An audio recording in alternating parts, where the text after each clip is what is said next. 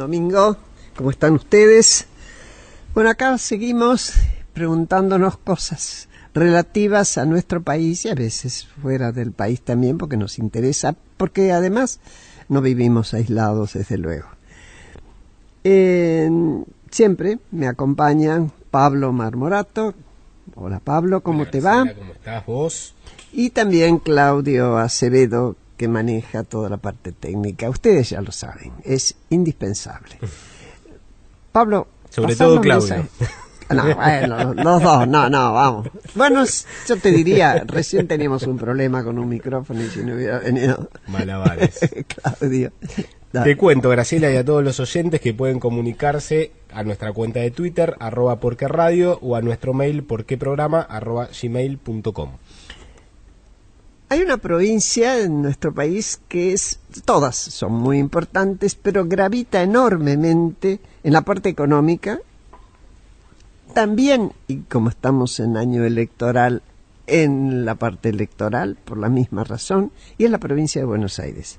Es una provincia cuya producción aporta al 40% de la producción dentro del país, y que además tiene una característica, y es de que en ella se ha ido construyendo lo que se llama el conurbano. Yo asistí al primer cordón, a la creación del primer cordón, del segundo cordón, del tercer cordón, vamos por el cuarto cordón y no sé si vamos a terminar ahí. ¿Qué quiere decir esto? Que la necesidad del empleo, del trabajo, de la cercanía con la mejor educación, con la mejor salud, etcétera, etcétera, ha hecho que muchos ciudadano argentino que habita otras o que nació en otras provincias se acerque a las grandes ciudades, en este caso Buenos Aires. Lo mismo ocurre con Rosario, con Córdoba, etcétera, para lograr mejor calidad de vida. Eso obviamente es un esfuerzo, exige un esfuerzo mayor a la provincia.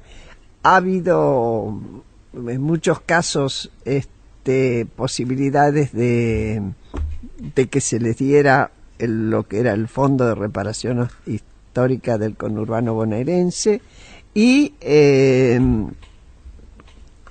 hoy por hoy, si bien se había asignado más presupuesto a la gobernación, el cruel ajuste a lo que nos vimos sometidos por errores propios y objetivos, es decir, situaciones externas, ha hecho que disminuyera esa contribución.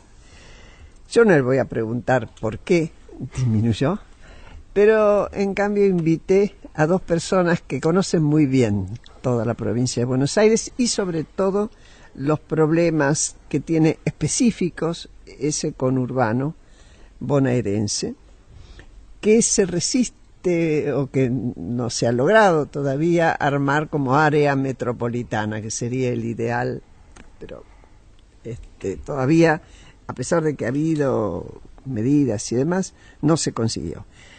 Invité y tuvieron la gentileza de decirme que sí, y estar acá, a Santiago López Medrano. Es ministro de Desarrollo Social de la provincia de Buenos Aires en este momento. Y también a nuestro amigo Jorge Osona, ya estuvo acá.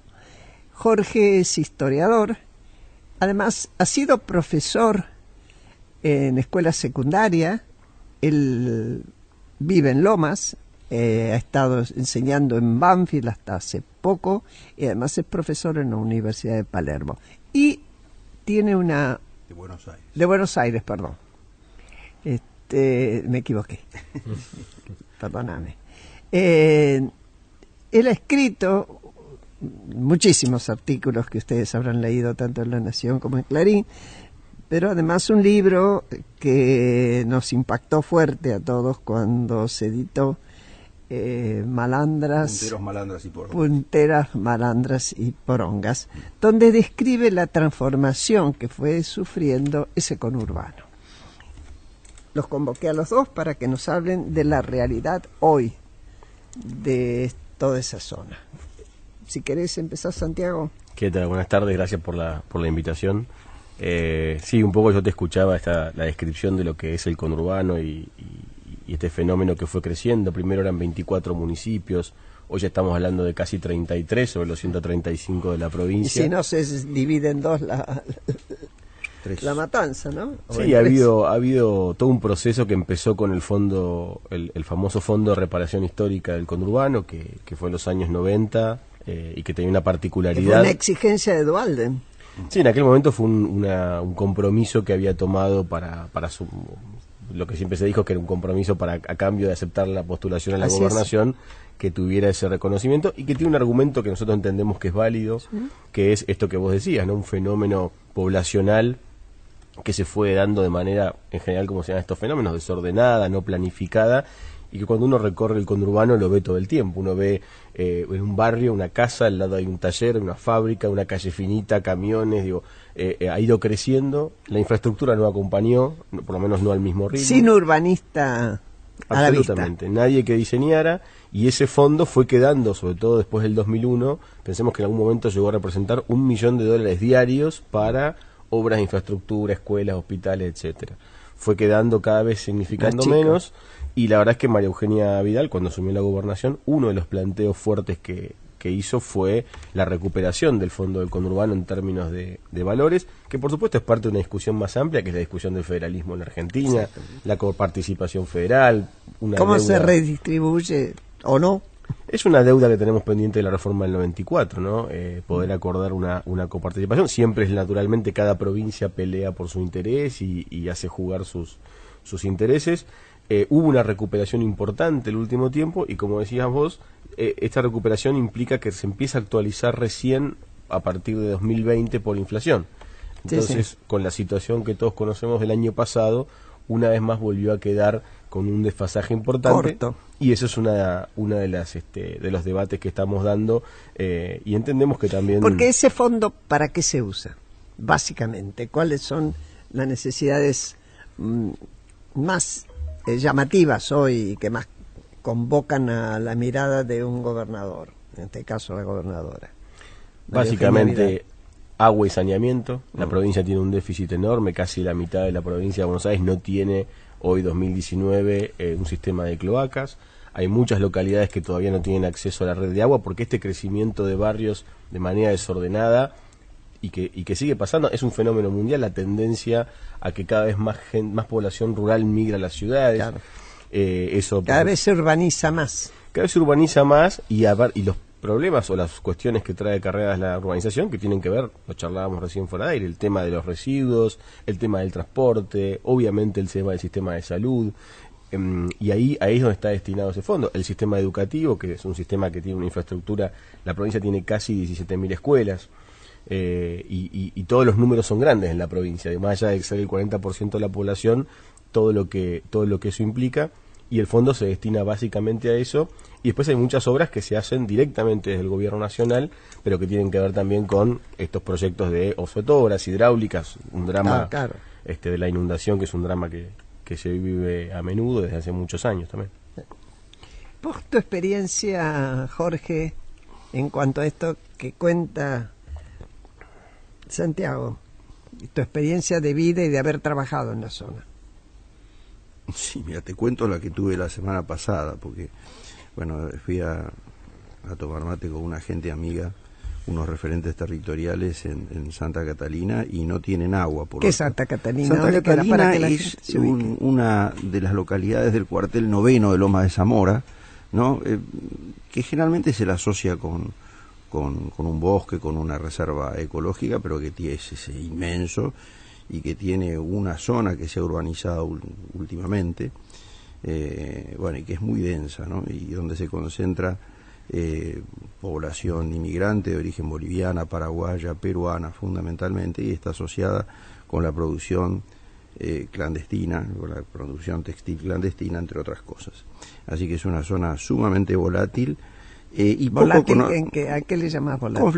Conflictiva. Incluso realmente se asocia a toda esa zona con Ingeniero Budge, que con ese, ¿no? El cuartel 9 tiene dos epicentros, por así decir, Villa Fiorito y Bunge.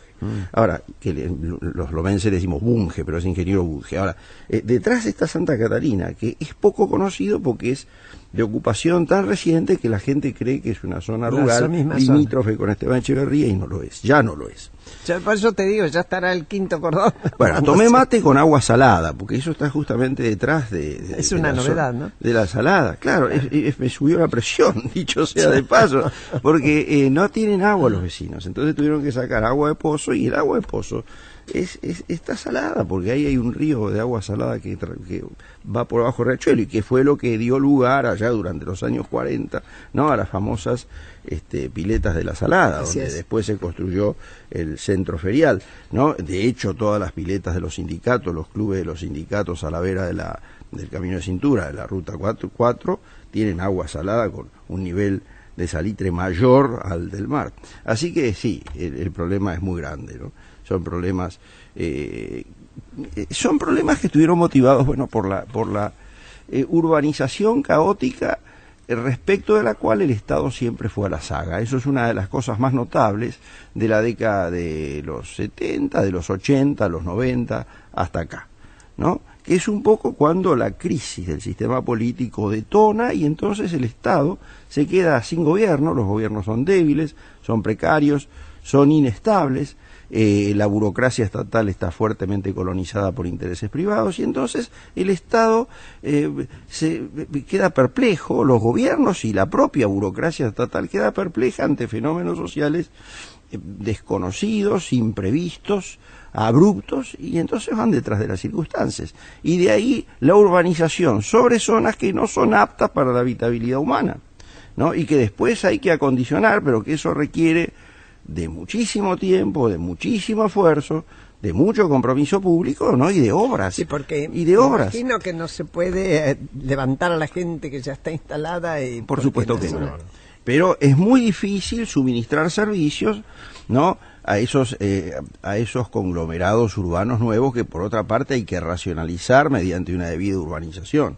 En ese sentido, durante los años 80 y 90 se hicieron esfuerzos considerables al respecto, lo que se llaman los asentamientos, ¿no? Que claro, es una forma elegante de no decir villa, sí, ¿no? Y que probablemente tenga alguna inspiración católica, etcétera. La idea, y está fundada. Y ojo que la gente que vive en villa o en asentamiento, los del asentamiento se preocupan por decir, esto no es villa. Es barrio. Sí, es barrio. Claro. Es barrio. Sí, porque la idea primigenia era esa. El inspirador fue Monseñor Novak, en Quilmes.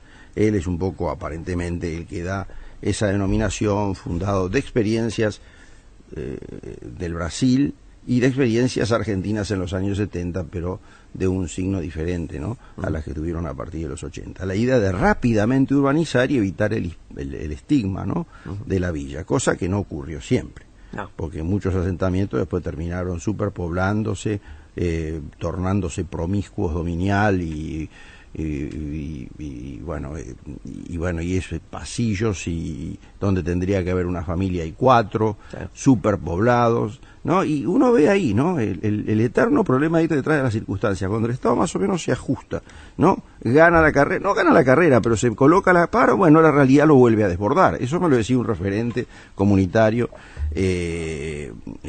hace unos meses atrás. Bueno, nosotros hicimos las cosas de tal manera de localizar una familia por lote. Él fue un poco el fundador del barrio, el líder, sí, ocupador. Bueno, ¿qué es lo que pasa? Que hoy hay 4 familias por lotes. Y por lo tanto, donde había 600 familias, hay 3.000 familias. Y eso hace que todo lo que hemos hecho quede chico. Y le digo, ¿pero cómo pudo haber pasado eso? Y bueno, porque desgraciadamente... No, y aparte porque el Estado no nos respaldó, hasta los 90 nos respaldó, después el Estado no nos respaldó por toda una serie de razones administrativas y políticas, y finalmente ahí tenemos esa realidad. Consecuencia, ese referente, ¿no?, están las demandas que acumula, que no puede volver más al barrio. Ha tenido que mudarse, porque si va lo matan, simplemente porque no puede satisfacer las necesidades de todos. Y eso que él es fundador y por lo tanto es una suerte de héroe allí. O lo fue. Lo fue. Bueno, ahora es funcionario, pero repito, si no va con una corte de gente y si no va con cosas previamente negociadas con los vecinos para llevar, no puede entrar, porque le impiden la entrada. ¿Y ustedes cómo viven eso, Santiago? ¿Vos conocés esa realidad? Absolutamente, porque yo lo escuchaba a Jorge, para ponerlo en números, la provincia tiene poco más de 1.600 barrios de este tipo, ¿no? Hoy se llaman barrios populares, se hizo un trabajo muy fuerte en el 2016, junto a Cáritas, a Techo, y muchas ONG desde el gobierno, que fue el relevamiento nacional, el RENAVAP, de barrios populares, y que de alguna manera lo que hizo es tener una foto actualizada, porque mucho de esto también era algo que no estaba dimensionado. Cuando uno toma los censos nacionales, se hacen cada 10 años, y sobre todo el de 2010 fue bastante cuestionado en términos de que no se llegó a censar realmente a fondo muchos, sobre todo lugares de difícil acceso, aparte fue un día particular.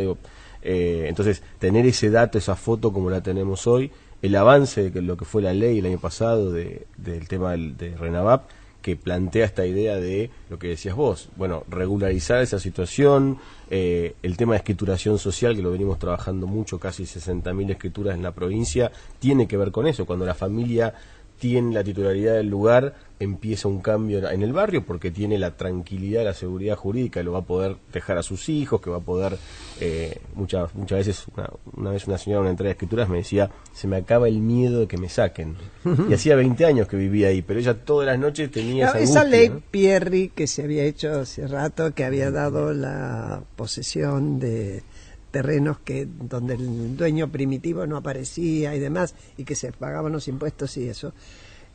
Yo sé, porque conozco varias experiencias, que no siempre funcionó bien, que más tuvo muchos problemas. Sí, es como todas las herramientas jurídicas, es como se la aplica, y en un momento tuvo un impacto muy fuerte. También hubo un poco lo que decía Jorge, ¿no? Cuando el Estado y la política a veces quieren tomar eso como una herramienta proselitista, en general esas experiencias terminan mal. La verdad es que nosotros en eso lo hemos hecho muy institucional, involucramos a los municipios de manera directa, independientemente del color político, porque es un actor necesario, porque es el que hace la mensura, es el que puede tener la cercanía para relevar un barrio rápidamente. Y después, otro concepto que la verdad nos trajo satisfacciones fue también un programa que armamos en la gestión de María Eugenia, que tiene un nombre que un poco lo describe, que es el Estado en tu barrio, y que es esto que decía Jorge, llegar a un barrio no la figura del puntero o del referente, sino un funcionario público con una oficina del Estado, y eso la verdad que ha funcionado muy bien. Yo siempre lo digo porque en 3 años pasaron casi 4 millones de personas por el Estado en tu barrio. ¿Y a qué atendía? ¿A qué atendía esa oficina? El Estado en tu barrio lo que hace es, hoy vamos a 14 puntos simultáneos, básicamente conurbano y Mar del Plata, que es una ciudad que también en la provincia ha desarrollado su propio conurbano, toda la zona de Batán. Hoy uno, en general, Mar del Plata la asocia con las vacaciones, con el verano, el lobo marino, pero sobre todo de la ruta 2 para la derecha, digamos, tiene su propio conurbano. Hay un desarrollo también muy importante, y lo que hace es, hay documentación, hay desarrollo social, hay salud, hay ANSES. El tema de documentación, que es increíble porque es la puerta de entrada a otros derechos. Claro. Todo el tiempo encontrás chicos que no están inscritos. No están inscritos, entonces eso les traba o les impide acceder a la asignación universal por hijo. La escuela muchas veces funcionó de una manera de decir, bueno, lo tomamos igual aunque no esté documentado, pero no lo documentó en el medio. Claro, porque antes, normalmente se exige la documentación en la escuela. La escuela debería ser un lugar, ¿no es cierto? Por lógica, donde se hiciera el documento. Por eso, hoy ese déficit se está saldando. Lo mismo el trabajo con las maternidades, es decir, esta idea de que la madre se vaya de la maternidad con su partida y no solamente por ahí con el certificado de nacimiento, después no se hace el trámite y el chico queda sin inscribir. Nosotros nos ha pasado con institutos de penal juvenil. O sea, chicos que habían pasado por varias puertas del Estado, digo, la puerta policial, la puerta judicial, pero nunca habían tenido el documento. Increíble. Bueno, estamos trabajando muy fuerte en revertirlo, y es un programa que ha sido muy bien recibido por esto, porque es institucional, porque tiene presencia en el lugar, y también rompió un mito. Porque no es un favor, es un derecho. Es absolutamente, atiende un derecho. Está planteado de esa manera, y aparte el nombre, yo digo, cuando los programas la sociedad se los toma en el buen sentido, también me parece que le da continuidad de política de Estado más allá del funcionario de turno o del gobierno de turno. Jorge, en una entrevista reciente que te hicieron en La Nación, vos marcaste con énfasis la necesidad de combatir la pobreza y no administrarla. Sí, claro. ¿Cómo se hace con estos nuevos ¿O qué denunciás con eso? ¿Cómo se hace con estos nuevos jugadores, con estos nuevos liderazgos que surgen en los barrios, ya no solamente el puntero, con fenómenos que, bueno, por ahí ya no son tan nuevos como el narcotráfico y la penetración del narcotráfico? ¿Cómo es ese mapa? Bueno, son todos dispositivos de lo que yo llamo la administración de la pobreza. La administración de la pobreza es un fenómeno en ese sentido muy vasto, ¿no? Ahora, vamos a los fundamentos, por así decir, ¿no?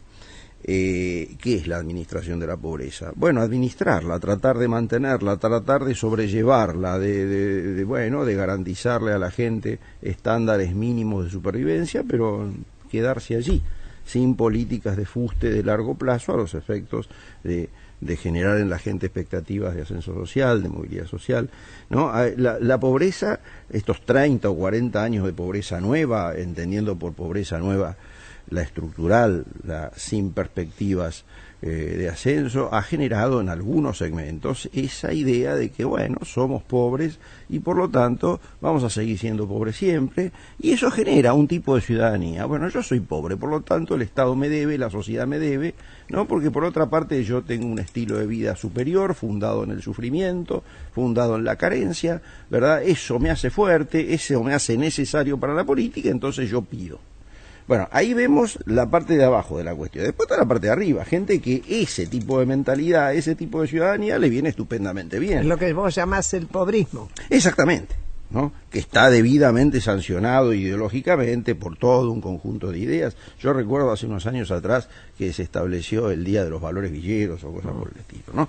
Que para cierta gente de los barrios populares fue sencillamente un insulto, porque dice, pero ¿qué quiere reivindicar esta gente? ¿Qué que nunca voy a poder salir de acá. No, esa es la cuestión. Entonces, ahí está. Y eso es un fenómeno bastante reciente, porque esa estribación ideológica de ese estado de cosas se dio a fines de los 2000, principios de esta década en curso que ahora se está terminando. Bueno, ¿y qué tiene que ver? Bueno, con una suerte de resignación acerca de que la pobreza es un fenómeno indeleble. Ahora, eso también tiene que ver con intereses, porque 30 años de pobreza estructural, ¿no?, que en principio parecía ingobernable. Y te arma varias generaciones. Por supuesto, pero allá por los años 80, la sensación que tenían, por ejemplo, los intendentes peronistas en su mayoría del Gran Buenos Aires es que la gobernabilidad democrática no era posible con esos niveles de marginalidad nuevos que ellos descubren, muchos cuando vuelven a las intendencias después del régimen militar, ¿verdad? Había habido una catástrofe social, ¿no? Bueno, hoy por hoy parece que es en algunos casos bastante al revés, es decir, no solo es gobernable, sino que es muy útil, no solo para ganar elecciones, sino para hacer negocios formidables. El caso de la Salada es el más emblemático, pero no es el único. Por ahí el más conocido. Pero no es el único, y el narcotráfico se inscribe en todo eso. De manera que ya ves como la administración de la pobreza no implica solamente salarios sociales complementarios, denominados planes, porque eso es una derivación del plan Jefas y Jefa Hogar, entonces a esos subsidios se los llama planes, pero en realidad son salarios mínimos, algo así como un seguro de desempleo, ¿no?, que generalmente se otorgan, ¿no?, como contrapartida de alguna obra pública o de algún servicio que en muchos casos no se da porque son grandes aparatos diseñados, ¿verdad?, para otros fines que son muy útiles para los gobiernos municipales, por ejemplo, ahorrarse plata o quedarse con la plata del pago de trabajadores formales para servicios públicos como barrido, como limpieza. ¿Qué lo hacen estas cooperativas? Lo hacen cooperativistas que deberían estar dedicados a obras públicas, porque ese ha sido el sentido del cooperativismo fundado a Le llaman obras públicas al barrido y bueno, limpieza. sí, pero es una cosa totalmente contraria al espíritu de esas cooperativas, como por ejemplo Argentina Trabaja. Entonces vos lo ves juntando ramas o pintando cordones, ¿verdad?, o levantando bolsas de basura, en zonas donde los servicios regulares de recolección de residuos no existen por ser asentamientos, es decir, son zonas que todavía no están en el mapa y por lo tanto la gente quema la basura o va un camión una vez por semana, o los cooperativistas hacen lo que no hacen las empresas de recolección ¿no?, con todos los problemas sanitarios que se supone. Entonces, ¿sabes?, ¿no? Ahora seguimos después de la tanda, ¿eh? Bueno, seguimos aquí charlando con quien es actualmente el ministro de Desarrollo Social de la provincia de Buenos Aires, Santiago López Medrano, y con Jorge Osona, a quien ustedes ya han oído otras veces aquí. Y Jorge nos planteaba el tema del pobrismo y de cómo desde determinados lugares nadie, o de esos lugares que se benefician con el pobrismo, no hay la más mínima intención de cambiar las cosas, sino de aprovechar esa situación. ¿Qué hace un Estado frente a eso? Bueno, uno de los roles, me parece, o por responsabilidades más grandes, es primero la igualdad de oportunidades. Yo creo que el Estado tiene que nivelar la cancha y generar la posibilidad... Pues es la equidad. Exactamente, que muchas veces es un concepto que no siempre se tiene en cuenta a la hora de la política pública, ¿no? Eso por un lado. Y después esta idea de integración. Es más, hay una, si vos me permitís, hay una discusión de si hay diferencia o no entre igualdad y equidad. Yo creo que sí la hay. Y hay un ejemplo que a mí me mandaron en una imagen, que a lo mejor ustedes la han visto también, 3 personas de distinta edad y estatura, por lo tanto, que miran un partido de fútbol por encima de una valla de madera. Está el papá, lo que se supone el papá, con un cajoncito de verdura, que con medio cuerpo por encima de la valla mira el partido. Está el hijo adolescente, que con el mismo cajoncito mira y tiene la valla por la mitad del pecho. Y está el más chiquito con un mismo cajoncito que mira por un agujerito que hay en la valla. El papá se baja de su cajón, se lo da al más chiquito, y el chiquito, ahí hay equidad. Igualdad había antes, cada uno tenía un cajón. Sí, es clarísimo, y es digamos, la obligación del Estado poder poner ese cajón, el cajón que cada uno necesita, que no siempre es el mismo, no siempre es en el mismo momento, y sobre todo esta idea de integrar. Cuando hablábamos recién de los barrios populares, asentamientos, villas, digo, el nombre que uno le quiera dar, la integración, esta idea que se fomentó durante muchos años, yo coincido con Jorge, entre el afuera y el adentro. Y ver al de afuera y a su vez el de afuera ve al del barrio como la amenaza, como el peligro. Claramente lo que ha hecho es primero levantar los niveles de violencia, de desconfianza, etcétera. Y cuando uno genera actividades de integración, ve que probablemente son muchas más las coincidencias y los temas en común. Pero eso hay que trabajarlo, y eso es un rol que claramente le corresponde al Estado, generar puentes todo el tiempo, y esta idea de la posibilidad de salir y de romper el círculo de la pobreza. Porque la pobreza en la Argentina tiene un círculo vicioso que es un perro que se muerde la cola durante varias décadas, y sobre todo un fenómeno que sucede, mejor dicho, hace varias décadas, que es la transferencia intergeneracional. Es decir, cuando nosotros en la época que estaba María Eugenia la ministra en la ciudad, yo la acompañaba desde esa época, habíamos hecho una encuesta entre los centros de primera infancia, muy interesante, donde le preguntábamos a los padres de los chicos de los centros, chicos de 45 días a 4 años, cómo veían ellos a sus hijos a futuro. Y se daba un caso muy interesante, que era que entre los papás argentinos eran pesimistas respecto al futuro de su hijito de menos de 4 años. Y los papás extranjeros del mismo barrio, del mismo centro de infancia, digo, exactamente la misma condición, eran muy optimistas y respondían que ellos creían que sus hijos iban a estar mejor que ellos. Y eso fue también, me parece, un poco lo que en otra época fue el motor del ascenso social, de la aspiracional de la clase media y demás.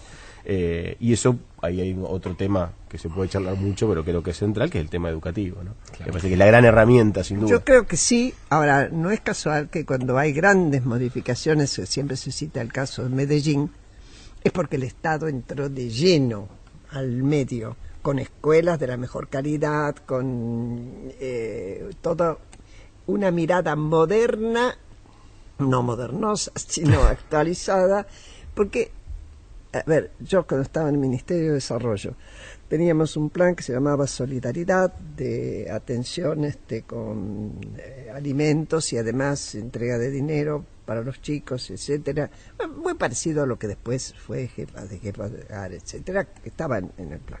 Ahora, mi preocupación, y por eso había tomado contacto con varios sectores, es la falta de agenda.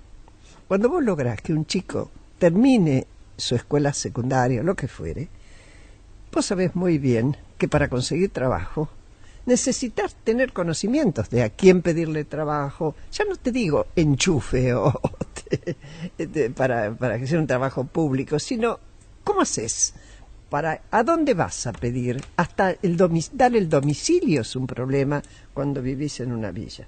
Entonces, lo que se llama la falta de agenda solo se consigue con el contacto de interior y el adentro y el afuera, ¿eh?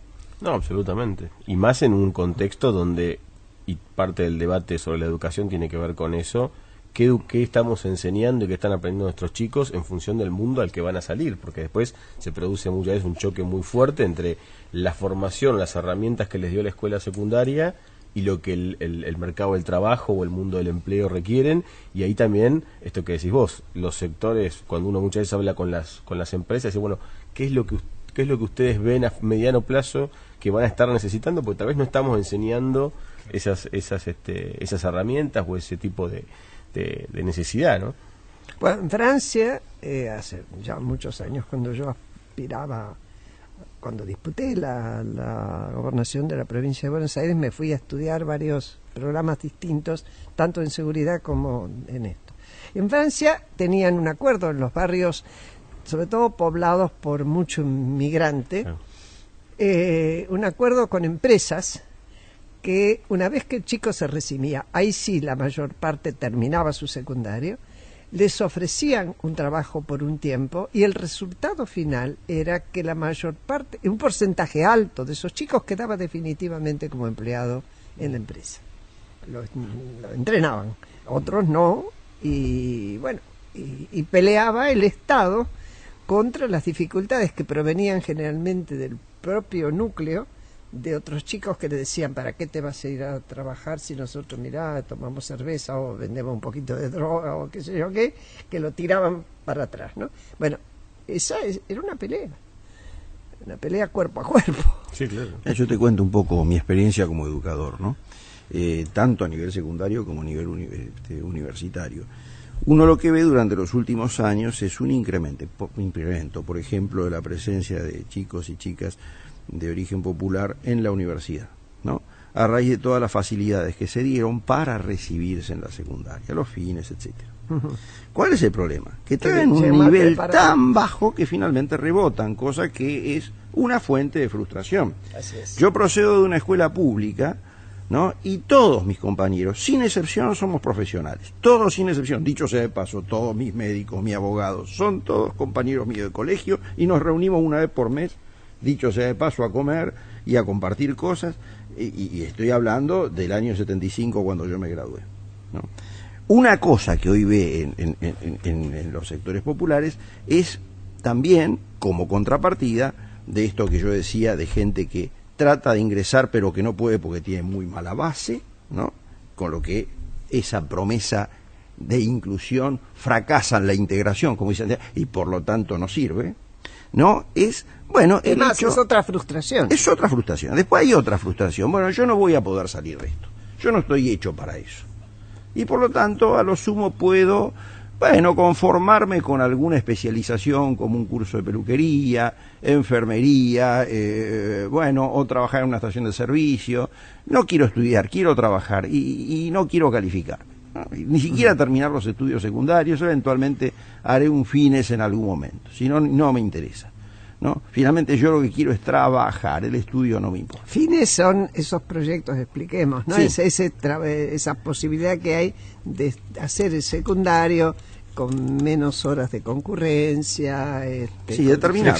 Más flexible. Mucho más flexible, sí, pero que para en adultos. general no crea un hábito de estudio como te crea una exigencia cotidiana. Sí, de todos Y modos después hay experiencias tenés muy dificultades. exitosas, ¿eh? Hay cosas, hay gente que hace un gente esfuerzo que sí, formidable. como en todos lados. Como en todos lados, no se puede Pero generalizar. generalmente es una exigencia menor a un lugar que va a tener exigencia mayor. Totalmente. Sí, los números en el caso de la provincia, digo, que el 50% de los chicos no termina el secundario, debiera ser uno de los números más alarmantes en materia no solo social. Y después hay otro número que también encubre algo de lo que decía Jorge, que es muchos de los que terminan no comprenden, porque esto lo vimos, y fíjate qué paradójico yo pensar que hay mucha gente que se negaba o se oponía a las evaluaciones, ¿no?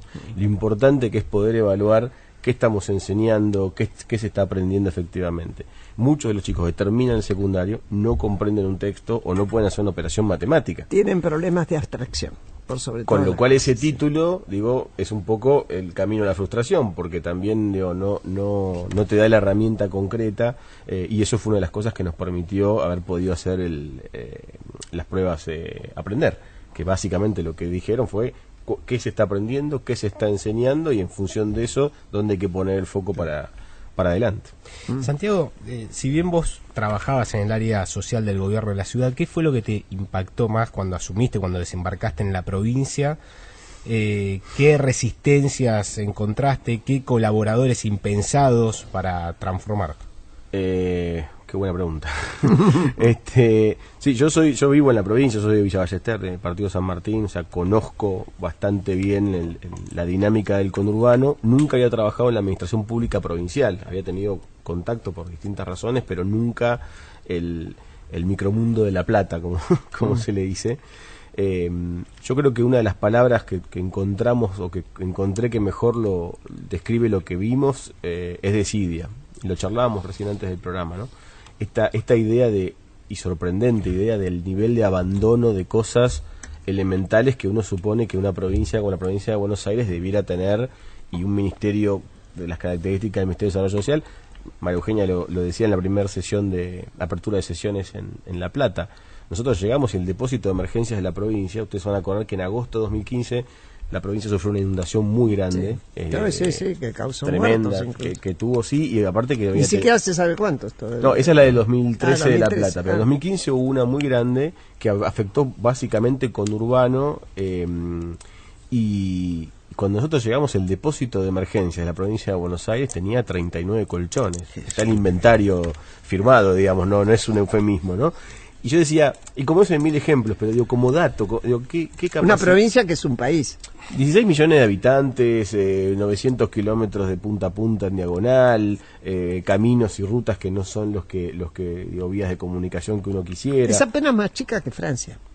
Sí, es así. Y aparte con esto que hablábamos, varias provincias en una, porque vos tenés la realidad del interior, como le decimos, que tiene sus particularidades, el conurbano La del que pampa hablábamos húmeda recién. que... Sí, no es lo mismo de Pigüé que Loma de Zamora, o Bahía Blanca que San Nicolás. Digo, hay una variedad muy grande. Bueno, pero ese es el estado de cosas que encontramos. También hay que decirlo, encontramos colaboración de gente que cuando vio que nosotros veníamos con un ímpetu, con una mirada, con esto de sacar el estado del territorio, al principio generaba un poco de susto. Sí, y esta cosa de la comodidad del escritorio, porque Claro. ¿viste? Yo muchas veces con las trabajadoras sociales del equipo decía, bueno, pero ustedes estudiaron trabajo social, tienen una vocación, se supone que lo que más te gusta es hacer campo, como se dice, ¿no? Es de estar recorriendo los barrios. Y claro, tantos años de desidia o de no reconocimiento del trabajo a veces, yo creo que, digo, hay mucha gente valiosa, hay muchos equipos, pero necesitan que los reconozca. Que los reconozca, que los Es así. motives. Es cierto. Y eso empezó a funcionar, digo, yo pero siempre digo, la palabra para mí 2015 es desidia, porque explica, había cosas que ni siquiera eran temas de plata, eran temas de acomodar una mesa y una silla y pasar un poco una escoba, ¿no? ¿Vos cómo lo ves eso? Sí, y creo que de todos modos hay todavía muchas cosas por hacer.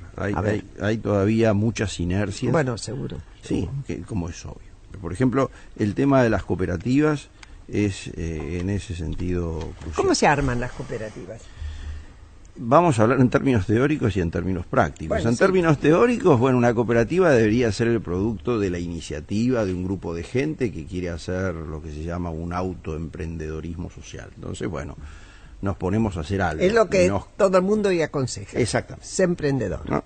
El Estado eventualmente te puede ayudar dándote un subsidio hasta que vos puedas tener tu capital social, ¿no? El Estado puede ayudarte con herramientas, con útiles de trabajo, con formación. Eventualmente el Estado puede tomar la iniciativa e impulsar una cooperativa. Todo esto es la teoría.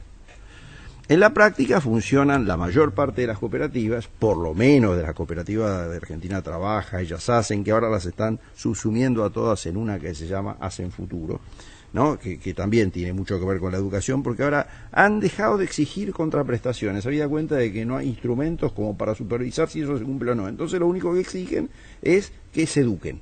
Primero que hagan la primaria, los que no la tienen terminado, luego la secundaria y eventualmente después una calificación. Fíjate vos el nivel ¿no? El nivel de distorsión que se produjo a raíz del sistema Además, de cooperativas. estamos hablando de adultos. Ahora, la mayor parte de las cooperativas fueron creadas desde el Estado y tuvieron una connotación política. Es una forma remozada, actualizada de unidad básica. Claro. Pero peor que una unidad básica, porque una unidad básica dejaba de ser un lugar voluntario, donde la gente iba por una militancia, por una fidelidad. Acá, bueno, determinados referentes de la política municipal organizaban 20, 30, algunos tenían 2, 3, depende el peso que vos tuvieses en el Consejo Deliberante, en la política nacional y provincial.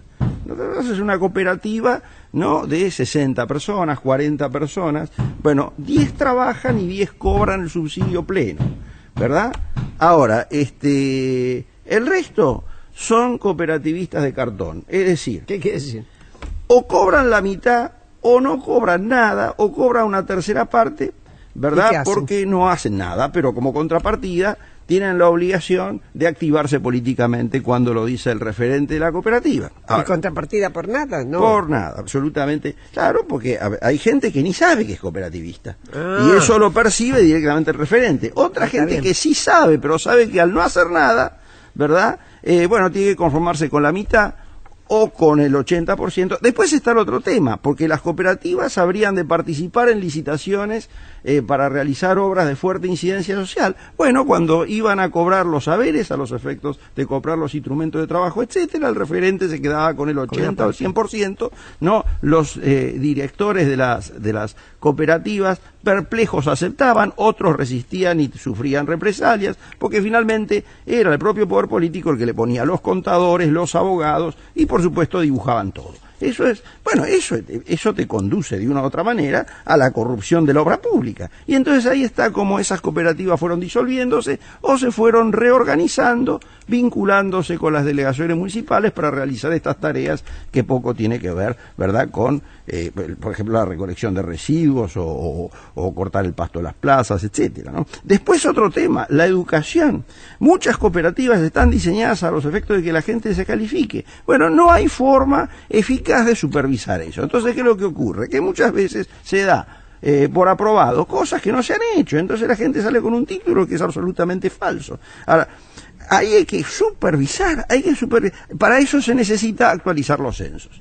Bueno, muy bien, ¿quiénes integran esa operativa? ¿Qué hacen? Se supervisa si lo están haciendo o no, si se cumplen los objetivos que se han fijado o no. Bueno, no hay personal político para eso. Esto te da la pauta del nivel de destrucción a que ha sido sometido el Estado. ¿Es a nivel intendencia? ¿Es a nivel gobernación? Sí, ahí en realidad lo que decía Jorge es, había varios programas en simultáneo, parte de esta desidia, del desorden, es a nivel nacional, pero básicamente lo que había eran muchos programas superpuestos y que no estaba muy claro tampoco el rol de cada uno. Hoy, digamos, la foto de hoy es, primero este cambio que es central, que yo creo que pasó un poco inadvertido el año pasado, pero me parece que es central, que es esta idea de no solamente la parte de hacer una contraprestación educativa y no la otra contraprestación que muchas veces no se cumplía, sino que ayuda a romper el vínculo clientelar. Porque el gran problema del beneficiario, que por temor, por esta presión del entorno, porque había un dirigente que le consiguió el beneficio, no se animaba a romper. Hoy, el año pasado hubo un reempadronamiento obligatorio en el ANSES. Cada persona de manera individual tenía que ir al ANSES. Hablo de, en el caso de la provincia de Buenos Aires, pensemos, son 254.000 personas que reciben el Haciendo Futuro, que unificó todos los programas. El Ellas Hacen, que estaba destinado a mujeres, el Argentina Trabaja, que es el más conocido, y el Salario Social Complementario. En ese universo hubo que reempadronarse en el ANSES, lo que también pasó bastante desapercibido, pero generó situaciones de tensión en oficinas del ANSES, gente que decía, nosotros no vamos a ir porque no tenemos por qué ir, dirigentes o punteros que planteaban, no vayas porque yo me voy a ocupar, pero no vayas. Bueno, eso se unificó, la bancarización plena, Eso también es una herramienta que ayuda. Es decir, que la asignación va por tarjeta. Es una tarjeta del Banco Nación a nombre de la persona que es la titular del derecho. Lo mismo pasa con los programas alimentarios. En el caso de la provincia, el más grande es el Más Vida, llega a casi 300.000 familias. Es una tarjeta del Banco Provincia de débito, que no es transferible. Que digo, todas esas son herramientas que empoderan de alguna manera a la persona de manera individual. Hay que trabajar muy fuerte con una cultura en muchos casos. Nos hablábamos también recién, arraigada de muchos años respecto de sobre todo de la cuestión clientelar. Pero la oficina del Estado en el barrio, y vuelvo con esto porque me parece central, acompaña este proceso. Es decir, vos tenés dónde ir, porque también es cierto que muchas veces los punteros crecieron durante décadas porque no había otra alternativa. Porque en ese barrio el único que más o menos podía resolver algo era él. Obvio. Hay una cuestión sí. El problema es la bancarización resuelve, por supuesto, es mucho. De hecho, el sistema está bancarizado hace muchos años atrás. El problema pasa por otros controles que son informales y que son subculturales y por lo tanto escapan a la percepción beberiana, por así decir, de la burocracia pública. Por ejemplo, tomar asistencia. Bueno, muy bien, ¿quién toma asistencia de los trabajos que se hacen? Bueno, si vos evidentemente no cumplís con lo que yo te pido, yo te pongo que faltaste 20 o 30 veces con la amenaza que te saco el subsidio, porque, bueno, digo que finalmente vos no lo mereces porque no venís nunca. No, pero por eso la terminalidad educativa te rompe eso, porque ya no necesitas que alguien te pase presente en un trabajo desmalezado. Hoy lo que vos tenés que hacer de manera individual es ir al ENSES y certificar que estás haciendo el curso de terminar la primaria, terminar la secundaria, formación profesional. Yo creo que ese fue un gran cambio que obviamente cuando vos venís de más de 10 o 12 años de un sistema que, coincido con vos, se pensando en muchos casos en eso. Yo siempre recuerdo cuando los jefes de hogar se crea como programa, que es una situación absolutamente crítica de la Argentina. Eso después se evoluciona en la asignación universal por hijo. En la asignación universal por hijo vos no tenés margen para el clientelismo, porque es un derecho, la gente lo conoce, va al ANSES, certifica escolaridad, certifica vacunación de los chicos, culturalmente se instaló como un derecho, y aparte con consenso de todas las fuerzas políticas, por lo tanto ahí no hay, digamos, nadie te gestiona una asignación por hijo. Yo creo que el Haciendo Futuro va camino a un esquema similar, es decir, donde la gente lo reconozca como un derecho y que tiene que cumplir una contraprestación, que en este caso es educativa y ya no de reemplazar al servicio público municipal. Bueno, Santiago, Jorge, yo tengo que agradecerles. Se nos acabó el tiempo. Muchas gracias por venir. Muchas gracias por la invitación, Pablo. Muchas Pero bueno, yo sé que da para mucho, pero bueno, así son las cosas. Y a ustedes los saludamos, les agradecemos que nos hayan acompañado. Les deseo que terminen muy bien la tarde, buen domingo.